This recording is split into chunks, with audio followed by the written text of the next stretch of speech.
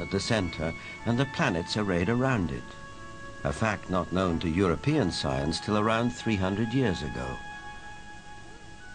It also shows the planet Pluto, which we didn't discover till 1930.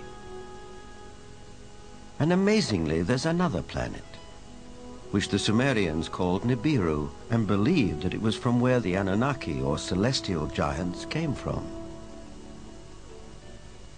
If you look at the three figures depicted here, they all look more or less the same size. But if you bear in mind that this figure of the deity, that he is seated, and you add from the knee to the hip to his size, you will realize that he is about 10 feet tall, a giant, one of those who from heaven to earth came. Looking for signs of extraterrestrial life, astronomers have searched deeper and deeper into the universe.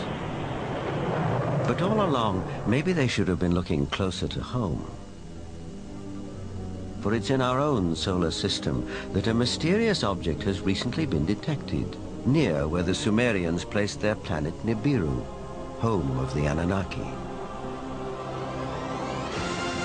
For the believers, this is convincing evidence that the celestial giants are real.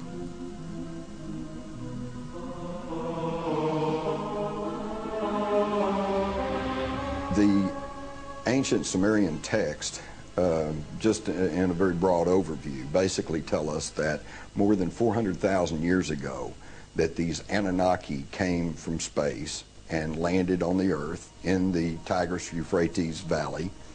They began to set up a colony that they called Eden. According to Genesis, Eden, or Eden, is where Adam was created from dust and Eve from one of his ribs. Others, however, have a more high-tech version of how human life began. In time, needing manpower, needing workers, jumped the gun on evolution using genetic engineering. They took the sperm of one of the Anunnaki, mixed that with the ovum of a primitive humanoid, probably one of these primitives that we are now finding archaeological remains of in Africa, the famous Lucy.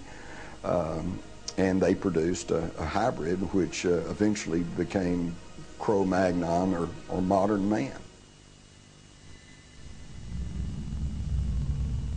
Legend has it that when the Anunnaki came back after several thousand years to see how their genetic handiwork had turned out, they found the Earth females irresistibly attractive. It starts in the Bible. There you can read, in the beginning at Moses, when the sons of the gods saw that the daughter of men were beauty, they took them to wife. Later, out of the body's womb, giants came. So destructive were these titans that the Anunnaki who fathered them decided to destroy them. The apocryphal book of Baruch even tells us how many giants were wiped out.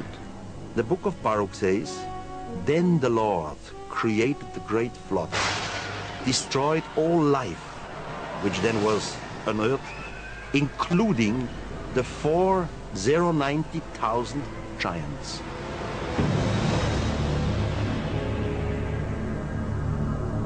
As the story goes, some of the titans survived, but their reign as rulers of the earth was over, and humans became the dominant species. Still, the giants live on in memory, like something deep-rooted that comes from the beginnings of our existence. For some, this is far more than a simple memory. Perhaps they are the ones who report more and more encounters with giants emerging from UFOs. These believers will assure you that the Anunnaki, or celestial giants, are coming back. Over the past 10 years, reported sightings of UFOs with giant occupants have been on the increase. Former director of the British UFO Research Association, Jenny Randall, is familiar with these statistics.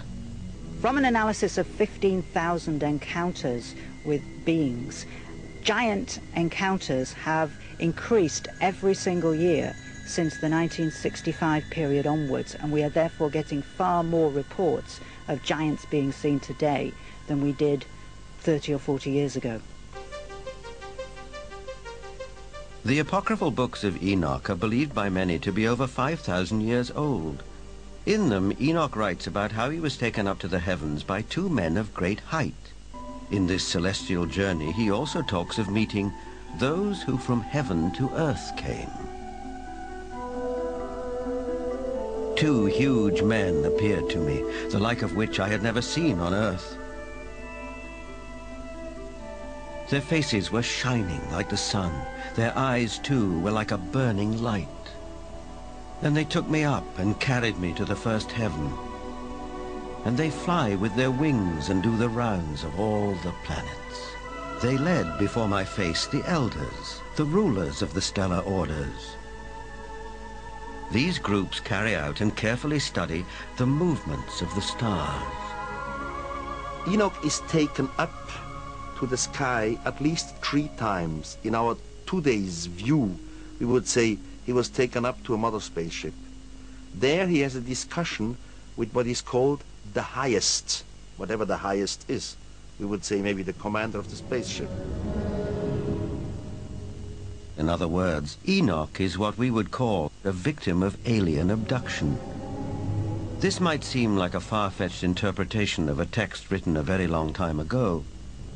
On the other hand, present-day accounts by people who claim to be abductees are not so very different. The elders were 6 to 9 feet tall. They had white hair,